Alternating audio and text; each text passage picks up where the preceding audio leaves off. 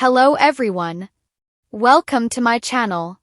Please subscribe and keep watching more details. I was told not to do the Golden Bachelor because of Mel Owens' ageist comments. Mel Owens' first impression rose recipient Jerry Flowers has admitted people tried to convince her not to go on the Golden Bachelor after Mel made controversial podcast comments.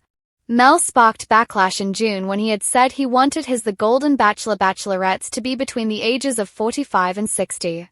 I said to an executive producer, if they're 60 or over, I'm cutting them, Mel said on the Go Blue podcast with John Jansen at the time.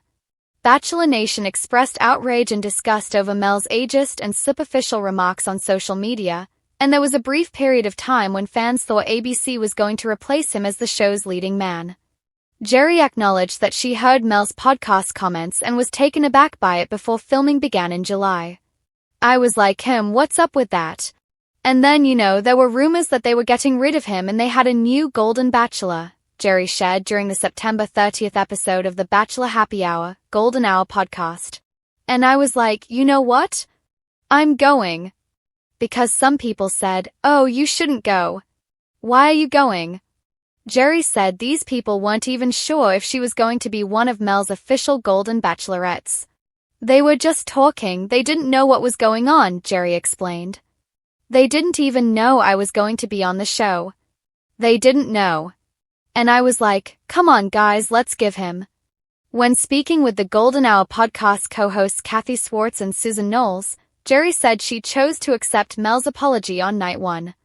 I was just like, don't ask me about it in interviews. I don't want to hear about it again. It's behind me, Jerry said. And he was very sincere and very humble. Kathy said she was hoping the Golden Bachelor viewers would give Mel grace, just like his senior bachelorettes clearly chose to. Because how many times personally I can speak have you said some stupid things off the cuff? And I think when he saw you women, I think it was a slap in his face, Kathy said.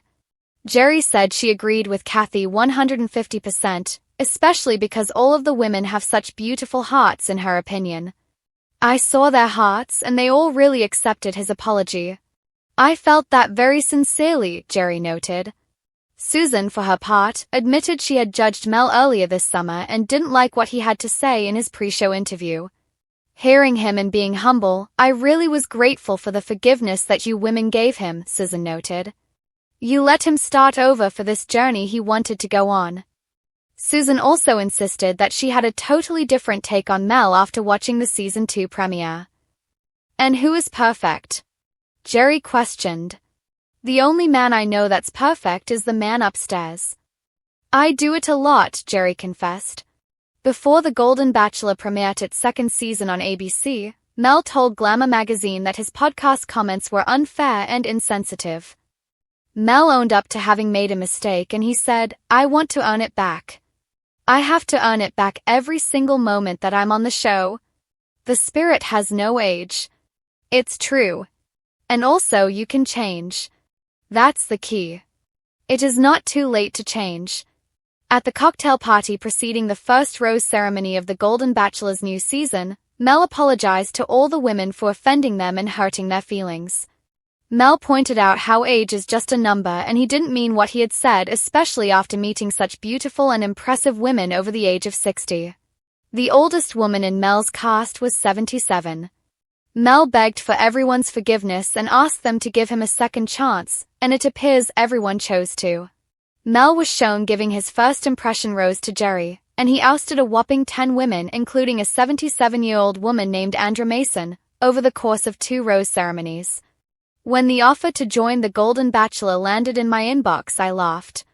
Not because it wasn't appealing, who wouldn't be intrigued by the chance at love, champagne, and a televised happily ever after? But because I had heard the whispers, don't do it. Not with Mel Owens. Not after what he said. The warnings trickled in before I even considered responding. Friends, colleagues, even people I barely knew suddenly became protective advisors. He's not worth it, one said over coffee, shaking her head. Another leaned in conspiratorially, as though Mel Owens himself might be listening from behind the cafe's pastry case. Didn't you hear? He made those ageist comments. It was all over social media. At first, I dismissed it. Surely no one would cast a man on a show that celebrates love at every stage of life if he didn't believe in the beauty of that stage. The whole point of The Golden Bachelor is to show that romance doesn't expire when you blow out the candles on your 50th, 60th, or even 70th birthday cake. But then curiosity got the better of me. I went digging. And there it was, captured in grainy screenshots recycled through podcasts and talk shows. Mel Owens casually brushing off women his own age, hinting that he preferred someone younger in spirit, younger in body. He had called certain women out of bounds if they had too many wrinkles or gray hairs. The internet pounced, and rightfully so. Those words sliced at the heart of why the show exists. Still, I couldn't help but wonder, what did those comments really mean? Were they the careless words of a man unprepared for a microphone? Or were they the truest glimpse of his heart, a heart that wasn't ready to honor women as they are? The producers didn't care about my hesitation. If anything, they saw it as part of the storyline. That's exactly why you should come on, one insisted during a phone call. We need voices like yours. Women who will challenge him, stand their ground. Imagine the drama, the inspiration, the headlines. And that was the tug-of-war between the promise of opportunity and the risk of being part of a circus. I'm not naive. Reality TV is edited in a way that makes villains, heroes, and underdogs out of ordinary people. Would I be painted as the strong woman who put Mel in his place? Or the bitter one who couldn't get past his comments? Would my laughter be cut into mocking soundbites, my silence turned into ominous ellipses? I thought about it for weeks. Every time I looked in the mirror, I wondered if my crow's feet and silver strands would make me invisible next to the younger-seeming contestants. Every time I scrolled through articles about Mel Owens, I questioned whether I'd regret giving him a chance. And yet, a part of me was curious. Not just about him, but about myself. Could I step into that mansion, into that spotlight, into a whirlwind where love was the currency and cameras were the witnesses?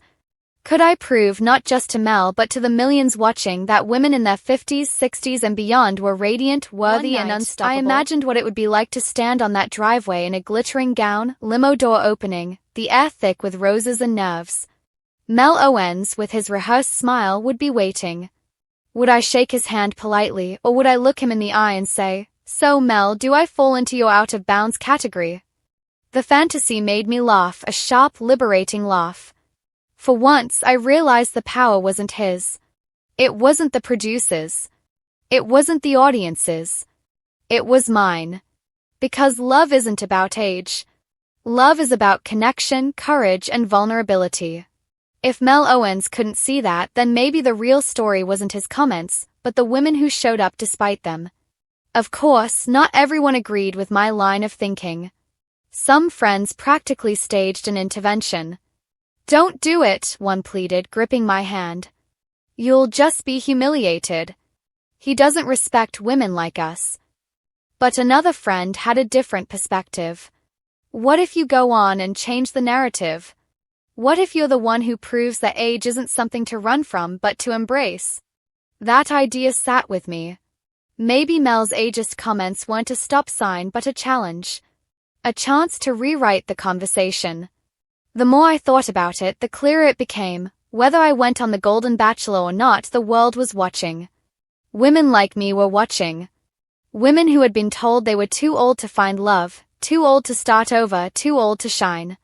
And maybe, just maybe, I had a responsibility to show them that we weren't defined by what a man, even a televised bachelor, thought of us. In the end, the decision wasn't about Mel Owens at all. It was about me. It was about stepping into a space that for too long has sidelined older women and told us to fade quietly into the background. If I joined the show, I would do it not to win his rose but to win something greater, representation, visibility, and a seat at the table. And so, when people told me not to do The Golden Bachelor because of Mel Owens' ageist comments, I smiled. Because I had realized something important. Those comments said more about him than they ever could about me. Maybe I'd be the contestant who called him out. Maybe I'd be the one who laughed off his superficiality. Or maybe, in a twist no one expected, I'd be the one who found common ground with him, who reminded him of what love really looks like when it's stripped of ego and bias. Whatever happened, I knew this. I wouldn't go on the show as someone afraid of his opinion. I'd go as someone who knew her worth, someone who wasn't there to beg for roses, but to hold her head high and show that aging is not a curse but a crown. So yes, I was told not to do the Golden Bachelor because of Mel Owens' ageist comments. But maybe that's exactly why I should. Not for him. Not for the cameras. Not even for the roses. But for every woman who has ever been told she was too old. Because we aren't. We never were. And we never will be.